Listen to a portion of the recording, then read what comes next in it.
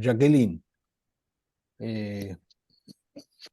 por favor, si ¿Arrancamos? podés, sí, arrancamos. Yo Bueno, solo quiero saber desde dónde habla Jacqueline. estoy acá en Montevideo, Raquel, cerquita ahora. You're welcome. Bienvenida. Muchas gracias, ya de vuelta al paisito.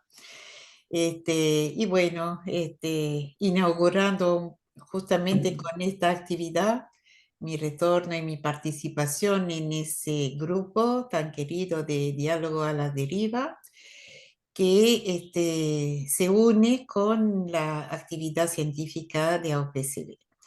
Entonces, para los que no conocen, Nelson coordina desde hace ya varios años un espacio que se llama Diálogos a la Deriva, donde justamente lo que se hace es dialogar sin demasiado rumbo, un poquito, algunos textos, y de ahí se va a donde llega la corriente. Y una característica también de este espacio es invitar a algunos colegas a compartir algunas reflexiones. Y hoy lo va a hacer Luis Cercer, que participa de este grupo y de este espacio. Entonces, si me permiten, muy brevemente le presento, para los que no lo conocen, a Luis, que estudió en la Universidad de Belgrano, en Argentina. Es también licenciado en Sociología y Antropología en la Universidad de Haifa y hace 30 años que trabaja en una institución de aldeas juveniles donde tiene experiencia con niños y adolescentes. Eso, obviamente, además de su experiencia en la clínica. Nelson, te doy la palabra para lo que sigue. Sí, empecemos la actividad. La idea es poder charlar sobre grupos que nos va a presentar Luis. Adelante, Luis. Bueno,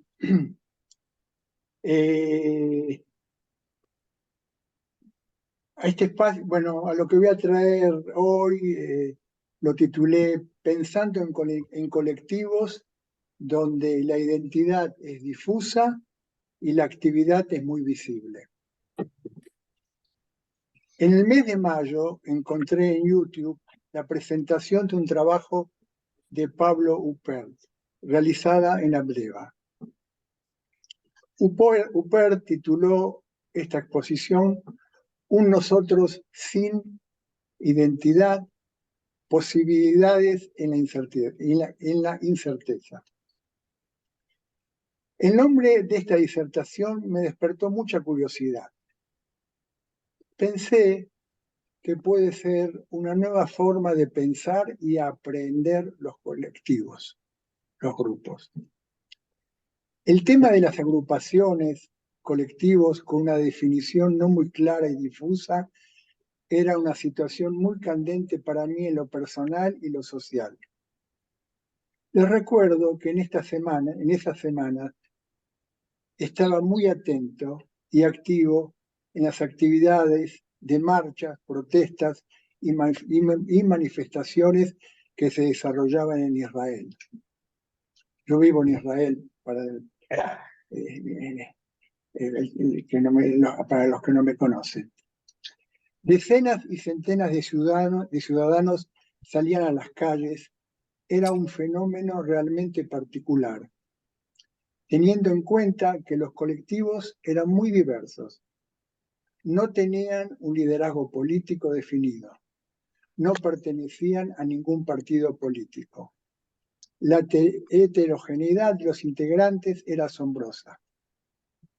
Marchaban maestros, veteranos del ejército, trabajadores de la salud mental, ciudadanos que protestaban en contra de la ocupación en los territorios ocupados, ciudadanos que se manifestaban en contra de la reforma judicial, miembros de grupos de LGBT. me preguntaba, ¿pero qué me llamaba tanto la atención? ¿Tenían estos colectivos una identidad definida? ¿Qué era lo que los unía? ¿Tenían una meta clara? Las pancartas, el lugar de las agrupaciones, los invitados a saludar a los manifestantes, iban rotando, sin un orden claro.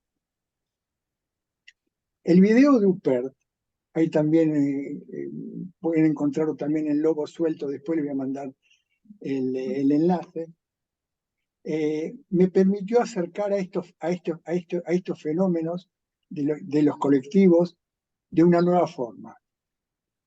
Propongo que después de una corta presentación hagamos un conversatorio al respecto, compartiendo interrogantes y ideas.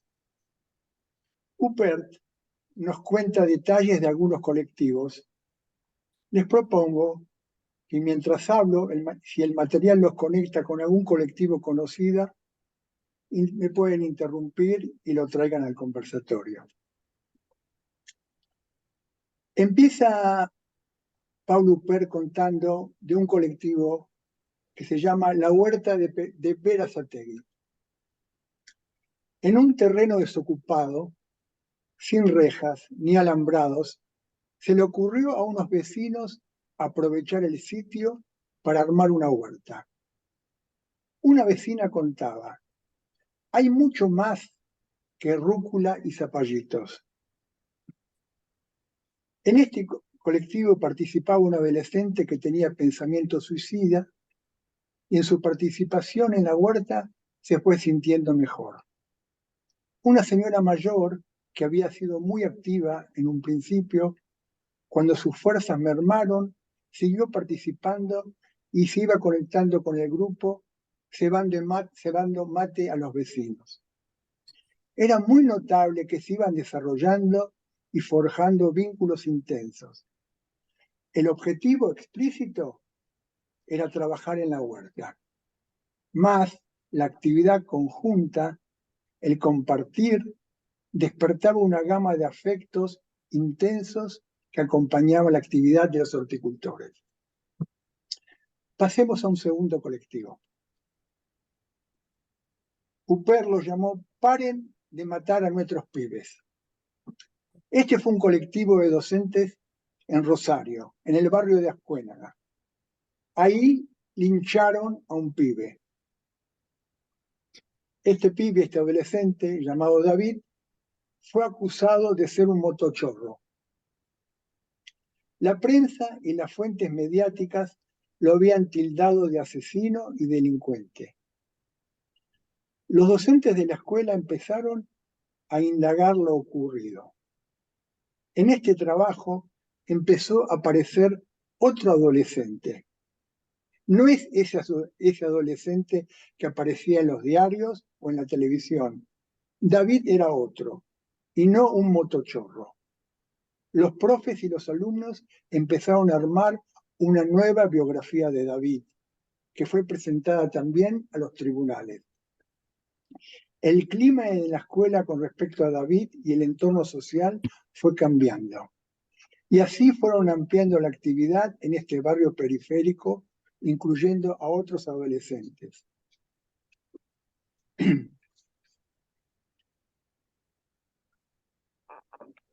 Y así armaron nuevas biografías de otros pibes, saliendo de los estereotipos ya muy marcados de estos chicos adolescentes.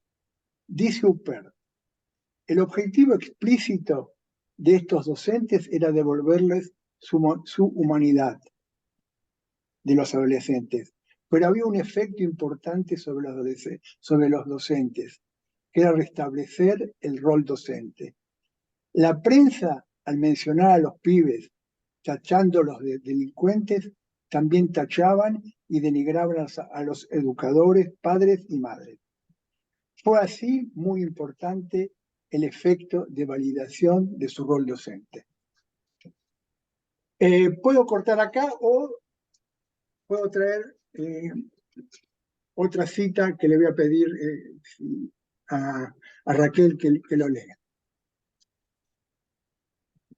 Eh, Se me ocurre un pequeño comentario, Luis.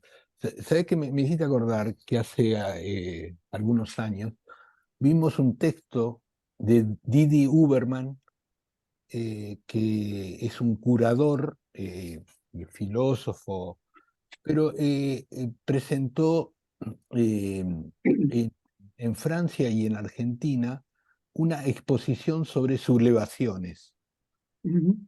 El Entonces, año pasado lo vimos, Nelson. eh, te- no ubico, gracias, porque la memoria es compartida. No ubicaba cuándo.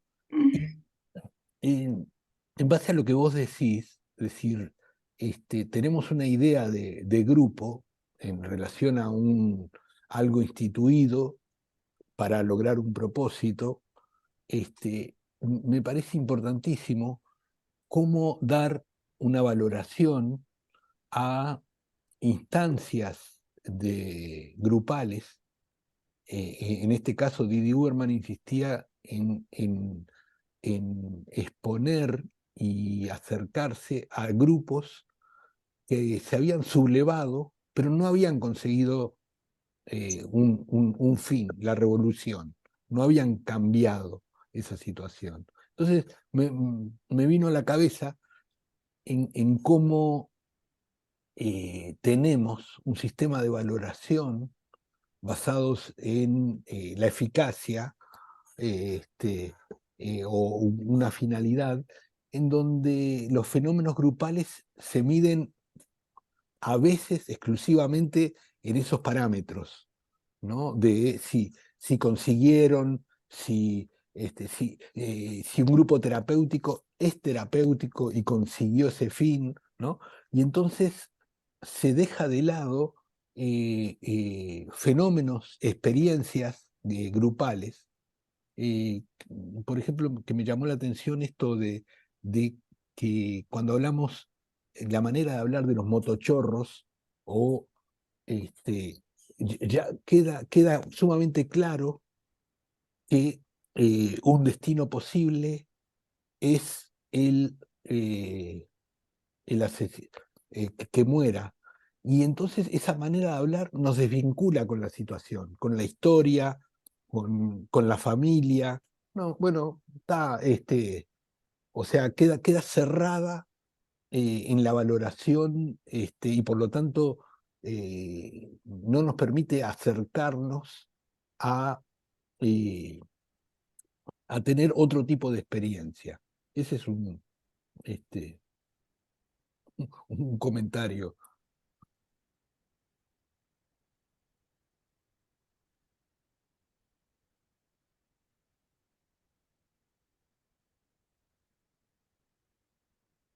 ¿Pones en pantalla, Nelson? Dale, a ver si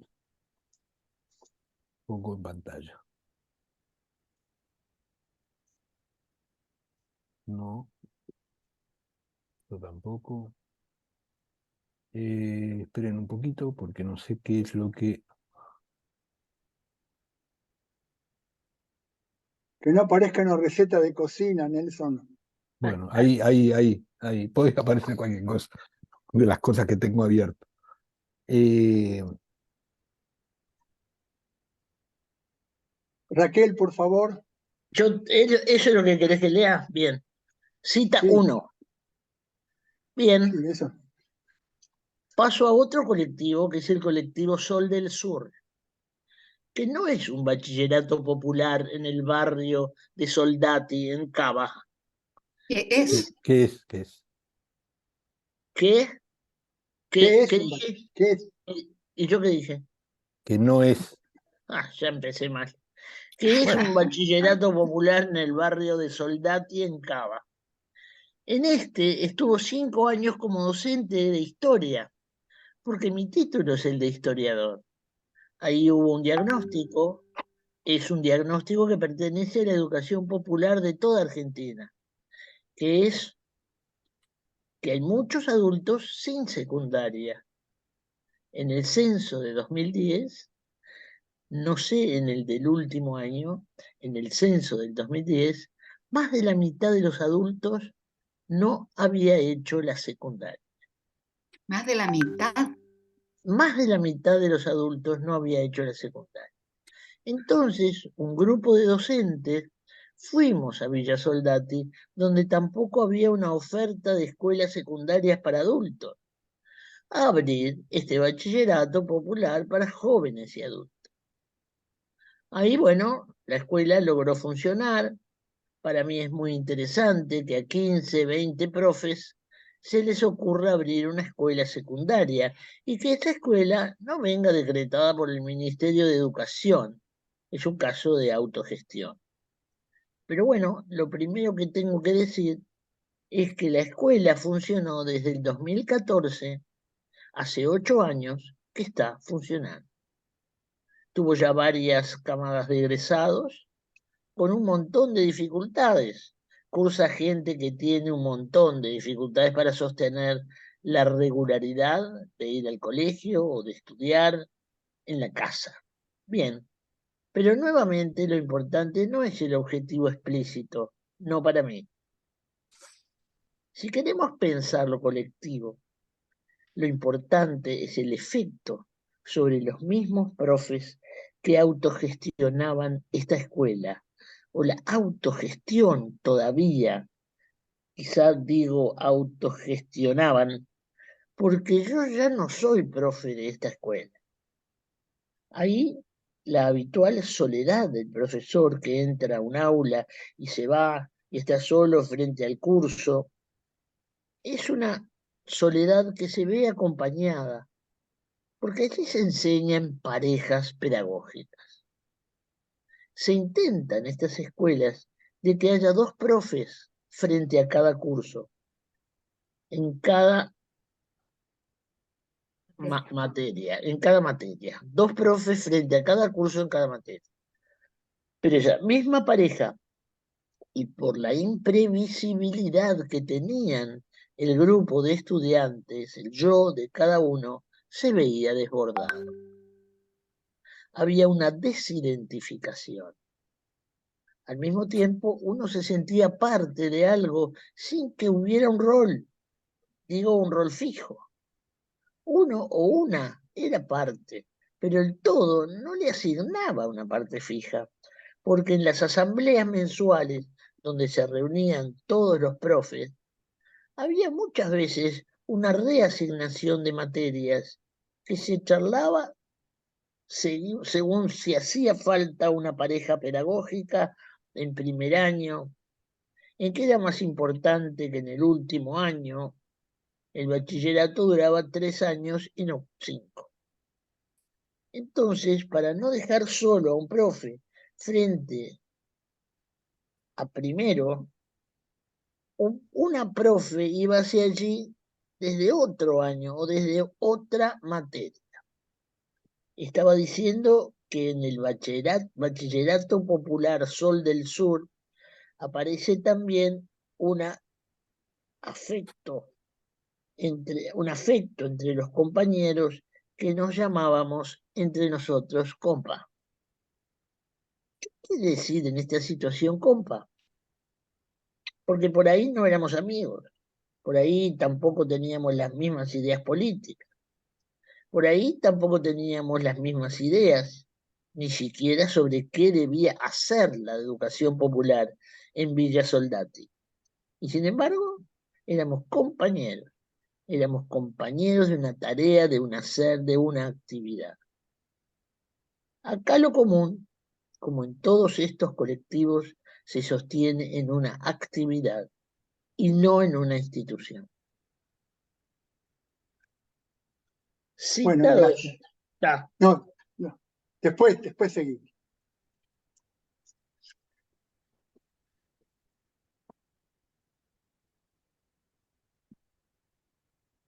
Bien, abramos a pareceres, comentarios, asociaciones. Yo me acordé de un congreso que no me acuerdo si fue en Montevideo o en Buenos Aires, y que había un psicólogo que se dedicaba a la pintura de brocha gorda. Hacía grupos de pintura. Mira qué curioso.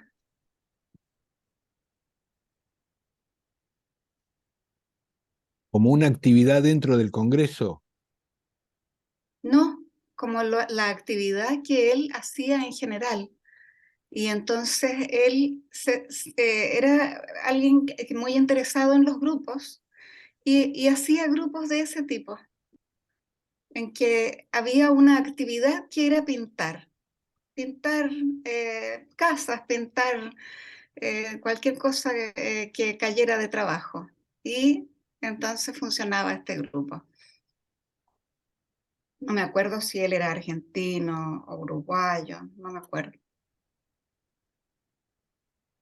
A mí me resultó interesante y me quedé con la última frase, porque yo tuve una experiencia en determinado momento este, que tenía algo que ver con la política y no salió, y siempre me pregunté por qué no salió, y me parece que esta última frase me da la pauta, porque de alguna manera venía desde lo institucional y ahí no salió. No venía de una actividad en común, venía marcada de arriba. Y yo creo que Ya. capaz que antes servía eso, pero me parece que hoy día cada vez sirve menos que venga señalada de arriba, ¿no? Adelante, Joaquín. Vos sabés que a mí esto me hizo acordar, este, sobre todo la primera vez que yo tuve contacto con la disciplina grupal, en el sentido de disciplina grupal, de aprendizaje grupal, fue en la escuela de Pillón Riviera allá en el año 77, por ahí, en Buenos Aires. El viejo estaba vivo todavía. Y el viejo hacía una distinción entre los grupos de tarea y grupos de no tarea. O sea, grupos que tenían tarea, grupos que se juntaban un poco lo que tú mencionabas recién, Nelson, o lo que mencionaba también Luis, esos grupos nucleados en torno a una serie de objetivos básicos, que podrían ser más o menos enmarcados dentro de un campo institucional o dentro de un campo paradigmático ideológico. Ese es otro aspecto. Pero después están esos grupos que medio los describió Debord, ¿no? El famoso antropólogo, sociólogo, psicólogo del espectáculo, ¿no? O sea, esa cosa de los grupos de deriva, ¿no? Donde se derivaba caminando por la ciudad de París para encontrar algún tipo de acontecimiento de efecto, y o en Buenos Aires las experiencias que hizo Oscar Mazota en la década de los 60, cuando se armaban esas cosas que eran los happenings. Ustedes recuerdan, no sé si de pronto habrán escuchado hablar, pero digamos, había una cultura grupalista en los 60, muy hiposa, muy influida por determinados paradigmas que venían desde allá, que tenían ese encuentro que era un encuentro de tipo artístico o de evento sociodramático, o de esos grupos de generadores de conciencia a partir de un teatro espontáneo que se desarrollaba a nivel de las calles, ¿no? Como de Augusto Boal, que los hizo en Río de Janeiro, en el norte de Brasil también, en Fortaleza, en donde de pronto te encuentras con una serie de agrupamientos que los une una estética del accionar y no con una finalidad específica, ¿no? Me parece que ahí hay como un balanceo pendular entre lo que son los grupos orgánicos y los inorgánicos, yo les llamo.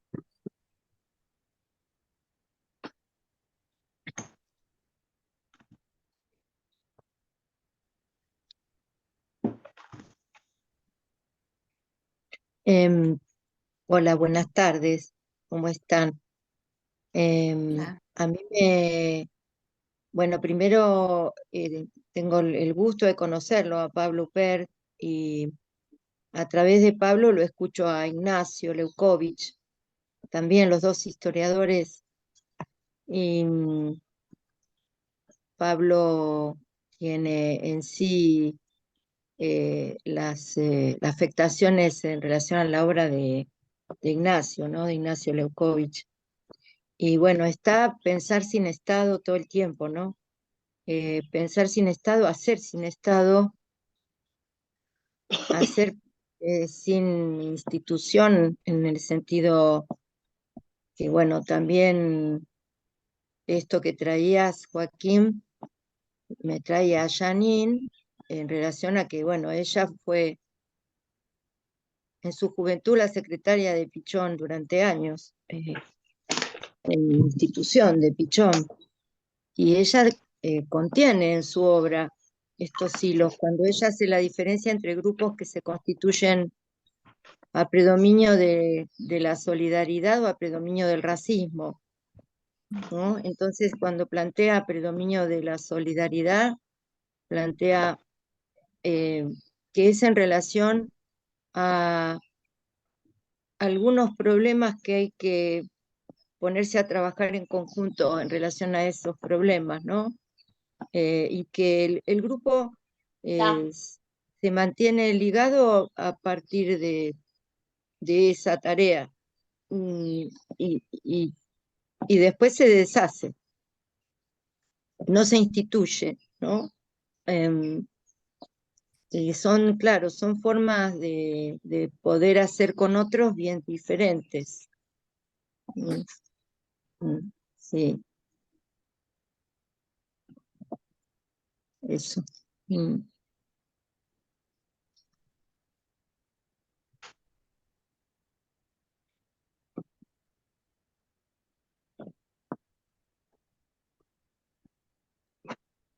Antes de empezar, estábamos comentando con Jacqueline la experiencia que se dio este año de un grupo en donde nos reuníamos a propuesta de Jacqueline y Sonia, que hoy también nos acompaña, a contarnos los sueños, ¿no? Es difícil de transmitir la experiencia, como toda experiencia, pero una de las cosas eh, que le transmitía a Jacqueline es como la necesidad de estar en un grupo, ¿no? Lo que hacíamos era reunirnos y los integrantes, éramos, ya no me acuerdo cuántos, 8, alrededor de... la tarea era contar lo que habíamos soñado para que ese sueño circulara, ya a diferencia del modelo, por lo menos que tengo yo, de análisis, de muchos años de análisis individual, en donde el sueño era traducido desde una perspectiva individual, aquí el sueño es un mediador para, eh, eh, para, para generar un espacio común. ¿No? Quería traer esta experiencia porque se me ocurría como necesidad del armado. Joaquín, cuando vos hablabas, me hiciste acordar que happening, que no manejo inglés, pero es lo que sucede en el momento, no es algo planificado, sino que, bueno, la gente se encontraba para ver qué era lo que pasaba, ¿no? Bueno, también había algo de ese espíritu, me parece, en el soñar grupal. Lo quería traer como experiencia y como, no sé, convocatoria subliminal a formar grupos, eso quiero decir. Bueno, aprovecho la intervención de Nelson para saludar a Solange Emilio, que nos acompaña desde Brasil, porque Solange fue nuestra formadora junto a Pablo Castaño en esto del soñar grupal y es porque ella nos acompañó, nos supervisó y nos empujó que pudimos realizar esta experiencia. Así que gracias Solange y gracias por acompañarnos en este otro derivar, en el cual nos acompañaba Raquel también. Soñábamos juntos. Y decíamos otra cosa con Nelson, que estábamos extrañando este espacio, así que en cualquier momento lo volvemos a abrir. Es interesante que los grupos que he compartido con ustedes, que los traje, los describe Pablo Pert, no vienen del Estado o de instituciones. Me parece que las instituciones pueden empezar, pero si siguen dependiendo de las directivas de las instituciones, me parece que no pueden llegar a una creatividad como este grupo, por ejemplo, de los profesores, que cómo hacían para trabajar con las condiciones tan precarias para hacer un bachillerato en un barrio muy precario, con muchas dificultades. ¿Cómo tenían cómo no se ajustaban al Ministerio de Educación? Ajustarse al Ministerio de Educación no les hubiera permitido armar este bachillerato. Después, todos los colectivos que ustedes traen empiezan de una forma completamente espontánea. Y como dijo en algún momento Lila, en un momento también se terminan.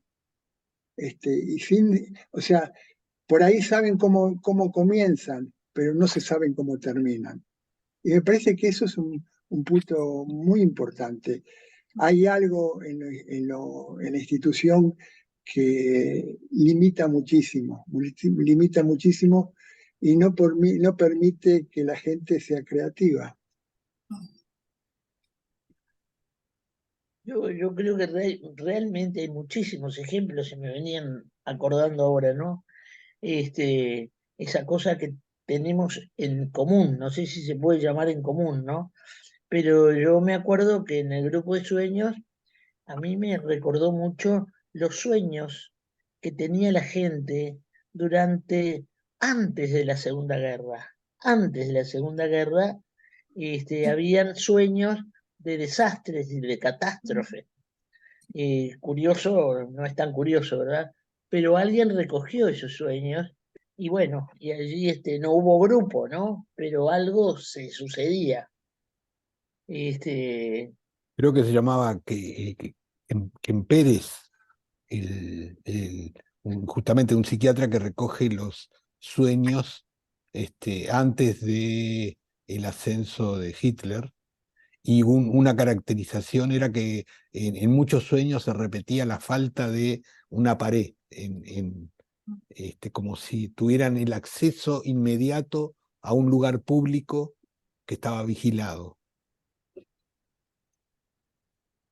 Otro ejemplo que me parece también interesante resaltar es lo que hizo Ana María Fernández en Buenos Aires, en los momentos en que allá por el 2002 se había quedado el país con problemas de autoridad y de políticas, y ella soltó a todos sus estudiantes a ir por los barrios, y los muchachos se metían en las asambleas de los barrios. Y lo que veían allí fue maravilloso. La gente se hacía cargo de los problemas del barrio y surgían nuevas maneras de trabajar, nuevos mecanismos de abordaje al tema y nuevos líderes y nuevas soluciones. Era maravilloso. Y eso se terminó porque los políticos empezaron a olfatear que allí había gente y se empezaron a acercar a las asambleas pretendiendo que la gente de la asamblea fuera a los espacios políticos de ellos, ¿no? Y la gente de la asamblea lo que hizo fue deshacer las asambleas no hablar más, se borraron y se terminó la historia.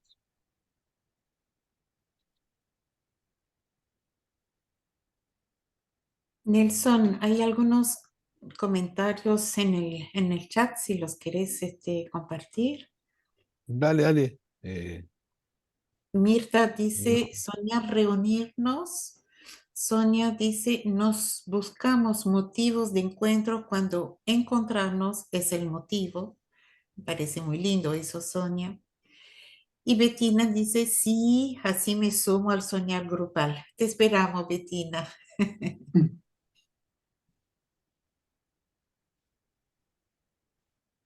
Recuerdo en Montevideo un congreso, Nelson, Mm, donde vino este hombre mexicano maravilloso con el dispositivo Mamut Claro.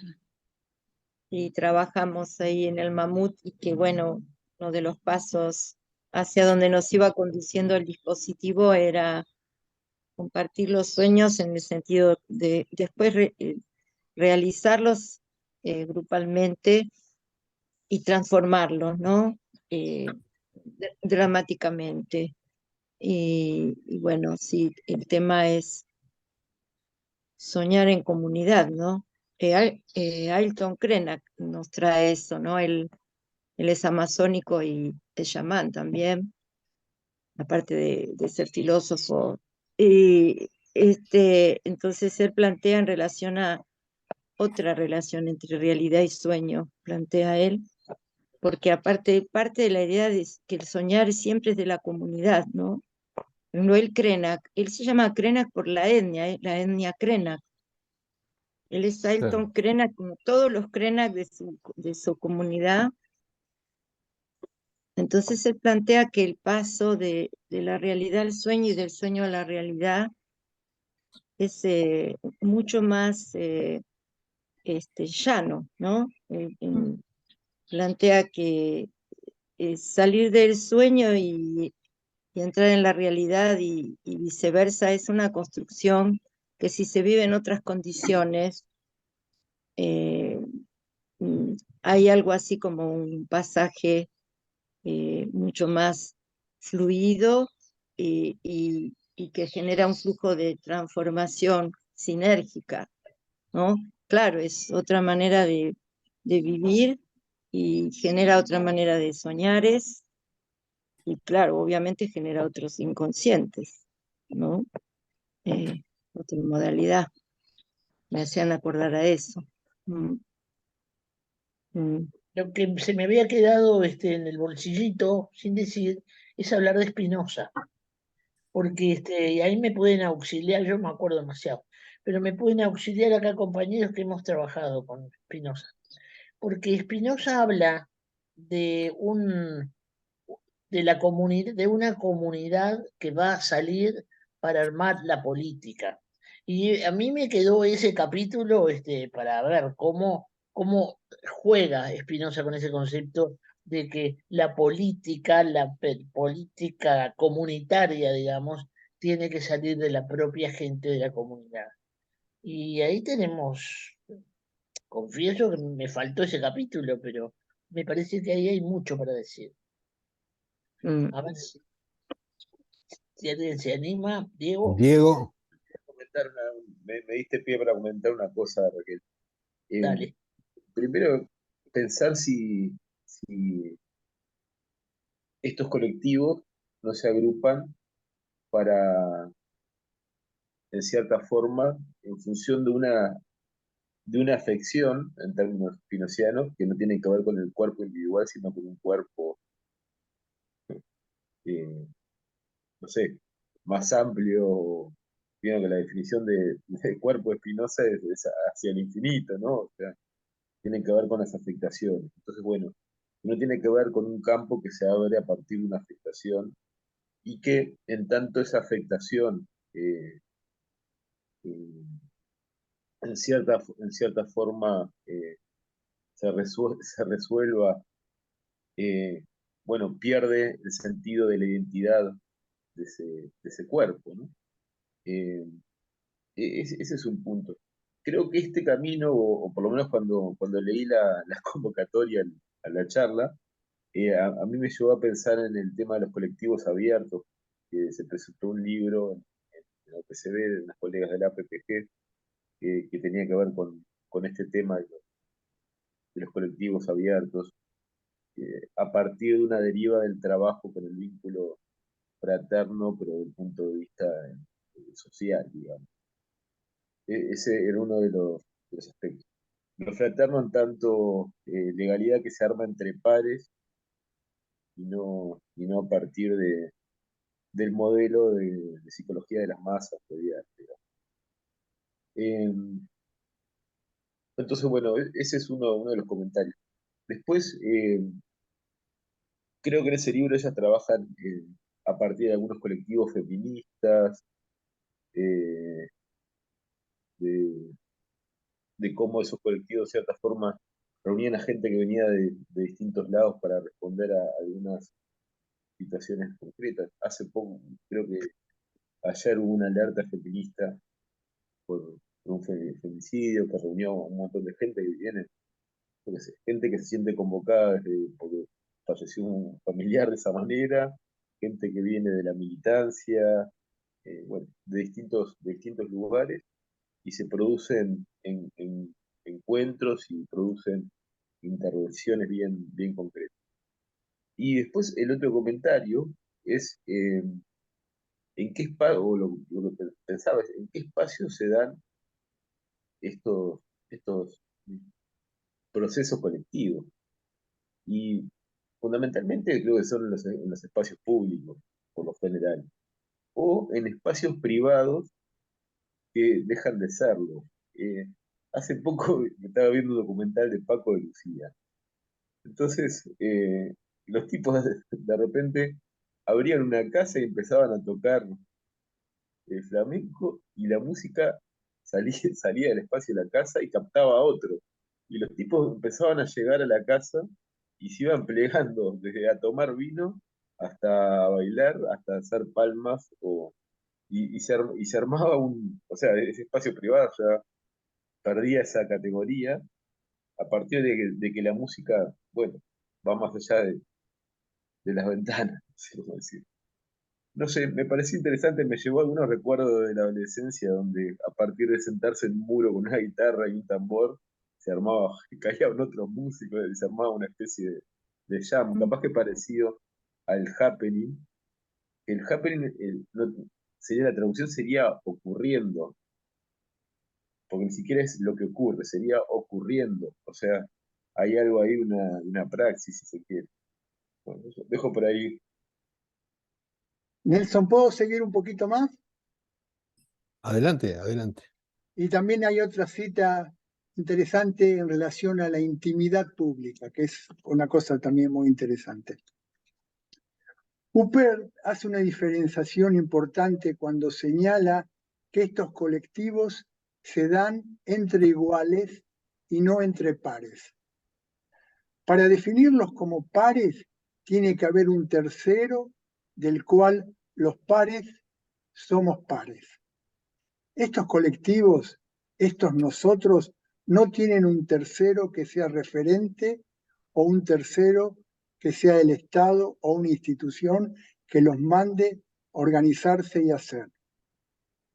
Los miembros de estos colectivos no tienen un denominador común que homogeneiza, que borra las diferencias. Los une el trabajo y las ganas de encontrar un sentido a algo. Decía una integrante del grupo: la tierra enseña mucho, se comparte y nosotros compartimos. Se puede decir que son unos otros precarios, al no ser parte de una institución. No tienen un camino claro, una certeza. Es una posibilidad. Huppert habla de un tipo nuevo de instituciones, con una duración incerteza, una incerteza promisoria.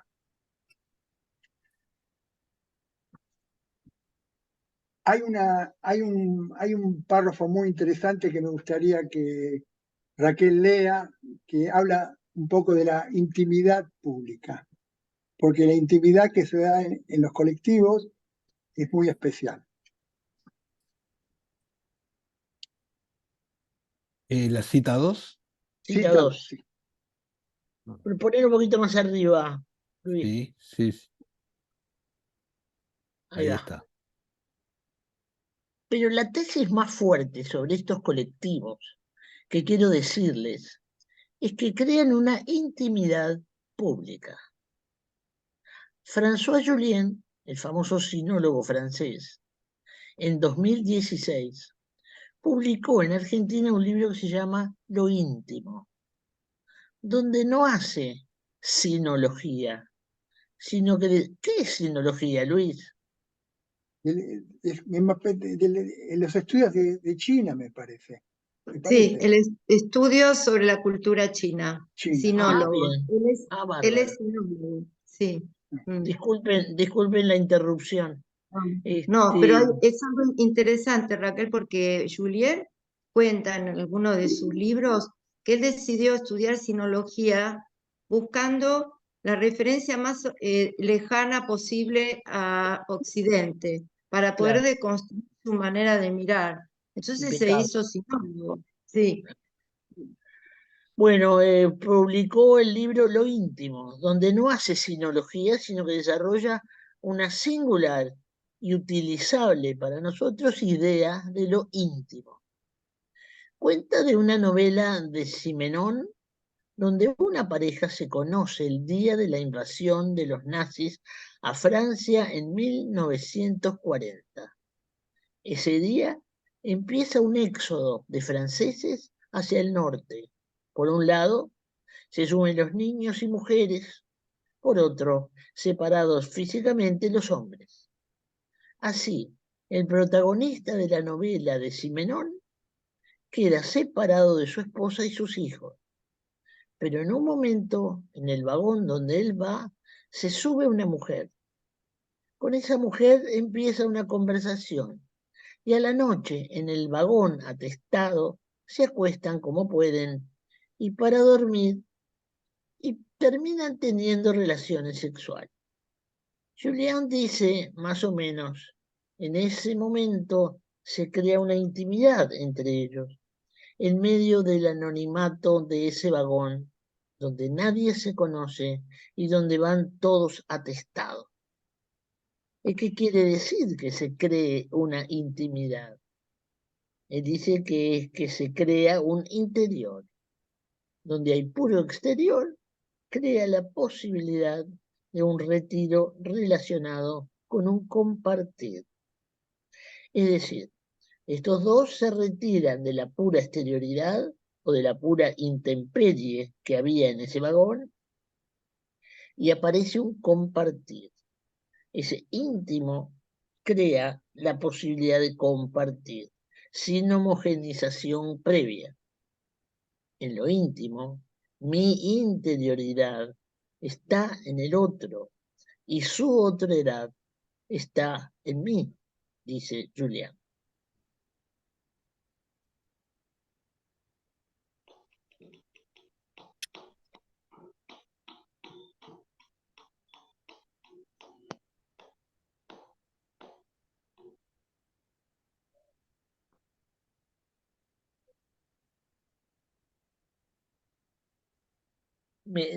Tengo que confesar que me hace sentir una vivencia de amplitud, de informalidad, de opciones abiertas, de cosas muy lindas me hace sentir escuchar esto hoy, ¿no?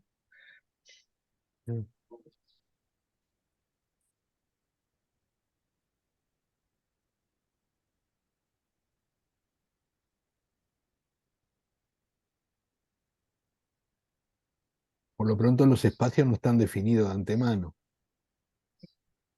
Es en base a lo que va ocurriendo. Y si se genera, lo que va, sí, cierto. Si lo que se genera produce un espacio de intimidad. ¿o A no? mí lo que me llama la atención es esto, cómo esto vos lo podés trasladar a la clínica, ¿no? A los efectos de la clínica, ¿no? Y una de las preguntas que siempre me he hecho, ¿no? Es en la potencia del pensamiento de Félix Guattari en relación al concepto de transversalización que él produce en la comunidad de labor, ¿no? Donde él hacía intervenciones grupales, pero la intervención grupal emanaba de la consistencia del colectivo, no de la imposición del encuadre por parte del terapeuta o del clínico, del psicoanalista, sino que era un sistema de deriva, o sea, era un sistema de intervención en deriva. Algo así como de pronto señalaron acá cuando Ana María Fernández mandó a sus muchachos a investigar las asambleas, algo así, que esto es una práctica que Alain Touraine la hizo la sonada del 68 en París. Las investigaciones de Alain Touraine tienen que ver justamente con esto, ¿no? Cómo volcar determinadas personas que se adosan a los movimientos y a esos microgrupos que gestionan saberes, haceres, gestionan cuestiones estéticas, éticas, ya sean musicales, performance. Y justamente Guattari, dentro del contexto de la Borde, él desarrollaba ese sistema, digamos, de aproximación a aquellos grupos que de pronto espontáneamente se gestionaban en el campo del colectivo de los pacientes y que de pronto él se adosaba y hacía algún tipo de intervención. Algo de esto Pillon de lo desarrolló con Moffat en la famosa peña de Carlos Gardel allá en el Borda, que es allí donde yo conocía al viejo y conocía a Moffat. Justamente era como una zona donde se hacían unos chorizos, se hacía una especie de kermés, una cosa así de compartir comida en un ámbito totalmente descontracturado y donde estaban los pacientes y estábamos nosotros tomando nota, haciendo esa observación participante y el viejo circundando por todos esos lugares. Y eso era un elemento que a mi entender era totalmente novedoso, porque era salirse del esquema de ese encuadre cerrado que Blecher nos había dado, que si moves el encuadre la ansiedad psicótica nos inunda, ¿no? O sea, y nos desestabiliza, ¿no? Y quedamos fuera de la protección del encuadre, ¿no? O sea, como que el encuadre como una especie de armadura, ¿no? Sí, Y de bueno, zona no de será, protección. el encuadre no será, digo, ¿no? Acá pensando juntos, ¿acaso el encuadre no es la cristalización del Estado en la institución psicoanalítica, También. ¿no?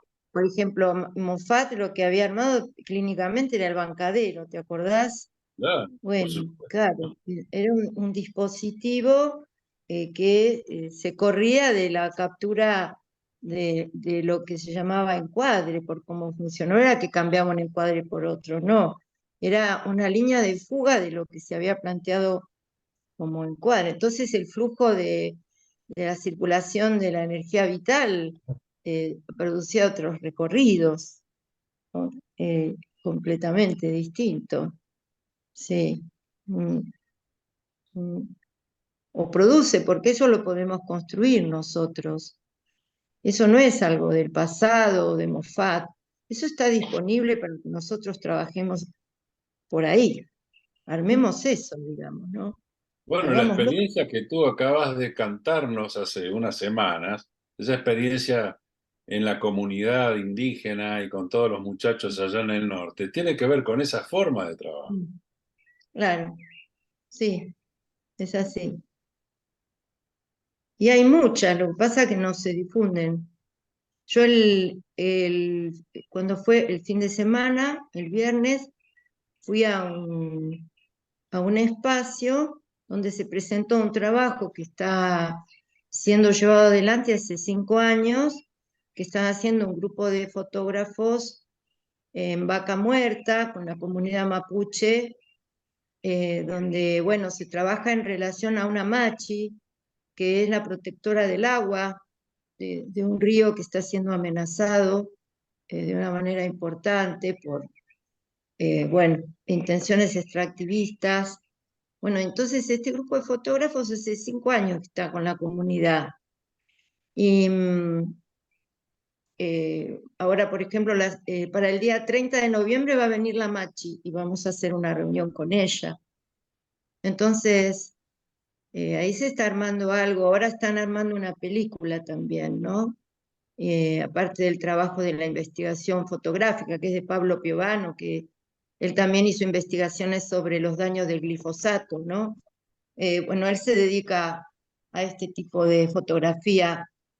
Entonces, alrededor de eso, había armado un grupo de personas diversos, haciendo una serie de cosas distintas, pero que tenían que ver algunas con el tema del cuidado del agua, allá en la zona de Vaca Muerta, en otros, había otros que estaban trabajando con el tema de sembrar tabaquillo en algunas zonas para reforestar.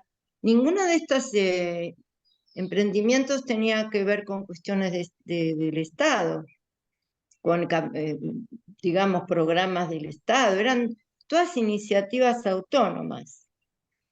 Entonces, bueno, claro, lo que pasa es que no se difunde, eso no.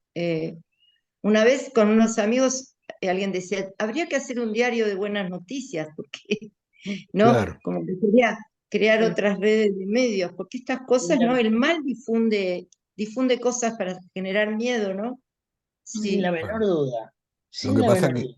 lo que pasa que la lógica de Estado está unido a ese aspecto, Ujú. al terror, a la inseguridad, al desamparo inicial de cada uno, que trata de cristalizar con una promesa de amparo y cuidado, pero al mismo tiempo mostrar que si no crees en esta protección, lo que puede suceder. Lila, quería mencionar, porque hablando de poca publicidad, pues, bueno, este es un diálogo a la deriva, es decir, que la semana que viene, a instancias de Lila, se formaliza un nuevo libro, Entreveros y Afinidades, dentro de los cuales algunos de los que estamos aquí presentes participamos, y también como un espacio en donde se trata de reunir y crear afinidad de gente que está más allá de los fines, que decir, ¿no? De poder crear instancias de intercambio, como forma de testimoniar esto, ¿no? Me parecía importante Gracias, que Nelson. figure, pero Sí. sí, Bueno, bueno, es está bueno mutuo. porque de paso está bueno, me lo hiciste pensar, no lo tenía en cuenta, pero por ejemplo, este emprendimiento es un emprendimiento autónomo, no depende de ninguna editorial, es autogestivo. Alguien tiene el micrófono abierto. Sí. Entonces sí, eso también es un emprendimiento en este sentido. Y, por ejemplo, esta vez cada uno de los entreveros y afinidades toma un horizonte temático. El de esta vez se llama Prácticas decoloniales para otras condiciones de existencia. Y hay muchísimos, tiene 322 páginas. Hay muchísimos escritos sobre colectivos. Nosotros hemos estimulado particularmente que escriban de a varios. Y se relatan muchas experiencias de acciones micropolíticas que van en este sentido que estábamos hoy trayendo con lo que trajo tan bien Luis, ¿no? Y bueno, eso implica ponerse a hacer, ¿no? Implica ponerse a hacer con una implicación ética, afectiva, tierna. Sí, sí. Bueno, gracias, Nelson, por compartirlo. Oh, Sí. Gonzalo, Y amable, dale, y dale, dale. amable. Dale. Además, ¿no? Es decir, compartir de manera amable, Amable, tal cual. Así ¿no? es, Sin deseos instituyentes tampoco, me da la claro, impresión. así es. Sí, yo había levantado la mano, pero ya me olvidé un poco. No, No, no, no, no, dale, dale, no, no, la no escena, seas tímido, no seas no, tímido, bueno, Gonzalo. no soy tímido. La escena de narrada un poco de la novela, ¿no? Acerca de esta intimidad pública. Voy a compartir algo, ¿no? Me retrotrae a dos cosas. Una de ellas tiene que ver con experiencias personales, y que también tienen que ver con el momento íntimo de la sexualidad, donde cuando la relación es completa, por lo menos para mí, no en el sentido de plenitud, de completarse como media naranja, sino cuando en ese momento uno siente como que desaparece.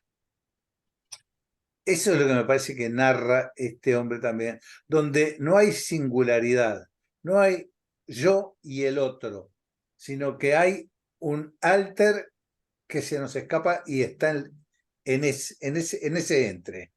Esto es personal, esto es algo que yo he sentido. O sea, no sé si los demás lo pueden sentir, lo habrán sentido o no. Sobre todo después de un reencuentro de largos años de separación por prisión, ¿no? Mm. Y de encontrarse con una compañera. ¿Mm? Ahora, disculpen, pero eso me retrajo, o sea, y después a poder intelectualizarlo, porque uno lee, yo qué sé, por ahí encuentra conceptos como singularidad, multiplicidades, plano de consistencia, que vienen de distintos lugares, ¿no? Joaquín traía esto del plano de consistencia. Es decir, ahí no se puede pensar desde el lugar de lo uno, igual que en la clínica, me parece. Es decir, ¿qué es lo que está pasando con un otro, con un grupo? ¿Y qué es lo que está pasando? No es lo que hago yo o lo que hace el otro. ¿Qué es lo que me hace lo que está pasando? Es a la inversa. Era un poco eso lo que quería traer. Más allá de las distintas formas de intelectualizar, que si el grupo genera una piel, como decían Sie, que si es un apuntalamiento. Bueno, intentamos explicarnos, lógicamente, por temores, por miedos, qué sé yo, todas las cosas. No sé hasta dónde podemos. Tratamos de arrimarnos, pero, en fin, coincido con que cuando algo se instituye, bueno, también se precisa lo instituido, ¿no? Es decir, para poder correrse, Ujú. Sí. no para repetirse. Bueno, ese es por ahí nomás. Me parece que tampoco quiere decir que un grupo, una actividad sostenida en un grupo no tenga el espacio de lo íntimo, porque eso también, como tú lo mencionas, Gonzalo, tiene también su historia, su momento, su motivo. Se puede entender de otra manera, ¿no? Y no quiere decir que no esté allí.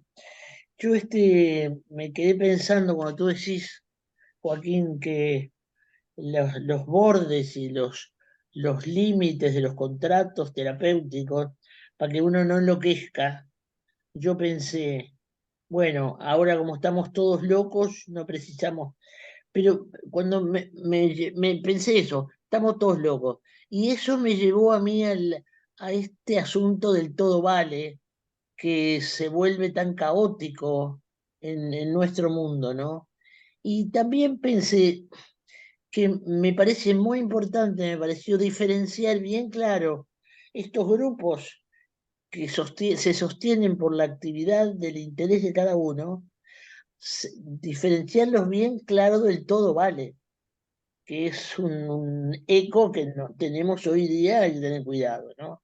Y me parece que está bueno diferenciarlos, discriminarlos. Sí, está buenísimo, Raquel, lo que traes. Nosotros lo estamos padeciendo acá, los argentinos, de una manera aterradora eso que vos describís.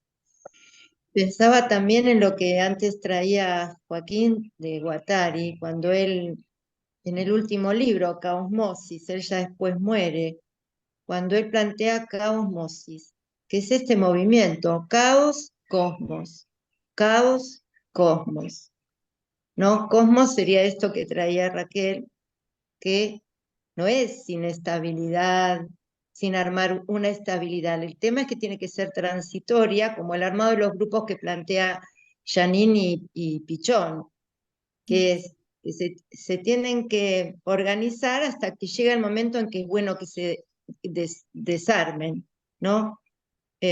O sea, tiene que tener ese flujo de posibilidad de armar un cosmos hasta que ya está bueno que se desarme para armar otra cosa, ¿no? Ese juego, bueno, Guattari lo explica muy bien, ¿no? En ese librito, en Caosmosis. Bueno, claro, pero cuando hay poder potestad, qué difícil, ¿no? Cuando hay que vérselas con el ejercicio del poder potestad, que no hay manera de que quiera hacerle lugar a esta cuestión del caos necesario para desarmar, ¿no? Bueno, Exacto. digo, sí. Para Vos sabés que destituir. me hace acordar a cuando Luró estuvo en el espacio del encuentro del análisis institucional, el espacio institucional, ¿te acordás en la década de los 90 que se armó un encuentro? Que fueron Sí, Jean Mendel y René sí, Luró, Castells, Luró y Mendel. Castel. Sí, Y vos sabés que me sí, acuerdo que yo a Luró lo conocí allá en México en el 82, ¿no? Cuando hice una intervención en AMPAC, muy caótica, pero muy efervescente, ¿no? Y me acuerdo que la preocupación de él era justamente este tema que trae Raquel y que traes vos, que es el tema, digamos, de, bueno, no es vale todo, sino que también es la capacidad que el grupo de autogestión tiene también para autodisolverse. O sea, exacto.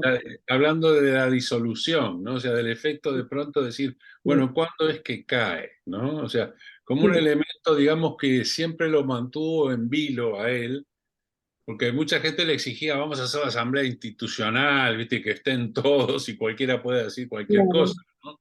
sí, Es como bastante mm, complicado ese dispositivo de manejo, ¿no? Un poco también que sí, empleaba también Fernando Ulloa, ¿no? Esa asamblea general grande que él abría, ¿no? Entonces, ¿cómo albergar de pronto continentar o contener, digamos, determinadas apreciaciones que podían surgir en esos colectivos y cómo poder más o menos dar una suerte de, digamos, de que promueva el diálogo y no que promueva y la deriva hacia la agresividad o hacia la violencia, ¿no? Que es un tema, o hacia la captura, ¿no? La captura institucional, ¿no? sí. Me hacías pensar, Joaquín, tremendo el tema, ¿no? Asociando con el tema del capitalismo como religión. Qué problema, porque tenemos metido hasta el caracú el tema de la vida eterna y la resurrección, o sea, la perpetuación a toda costa de querer seguir estando vivos, cuando disolver, por ejemplo, un grupo de poder hacer, como decía Isidoro, de poder hacer con otros, aceptar ese momento de la disolución, es como aceptar la muerte, o sea, sí, nos vamos a morir, vamos a, como dice Krenak, esta cápsula de vida va a entrar en la compostera y claro, con una influencia tan fuerte que sostiene la religión capitalista, ¿no? ¿Cómo aceptar esta cuestión de la disolución? ¿No? Ya sea del cuerpo como materia o de, por ejemplo, un juego de alianzas de poder, porque claro, eso es, no sé, lo veo como uno de los problemas. Sí. Bueno, estaba la diferencia entre que traía Luis, que me parece que hacía referencia a Huppert, y la diferencia entre el grupo entendido como una masa,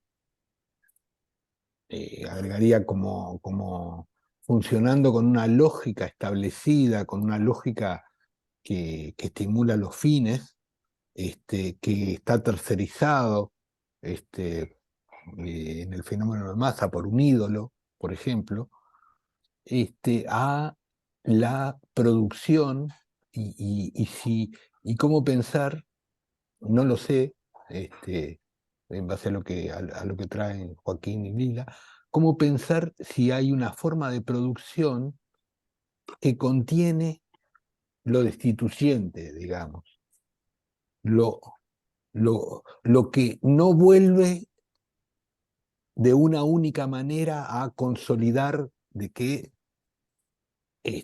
somos uruguayos, somos de izquierda, somos de lo que sea, ¿no? Es decir, sino que genera, y por lo tanto, ya no me acuerdo quién decía, creo que Gonzalo, no es que hay una manera de singularización que no pasa por el yo, digamos. Algo así, ¿no? No sabría bien cómo formularlo.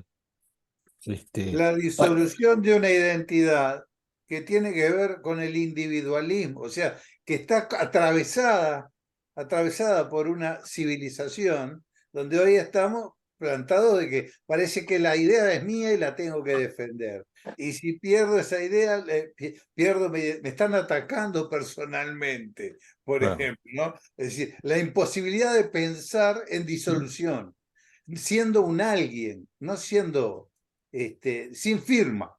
A ver si me explico.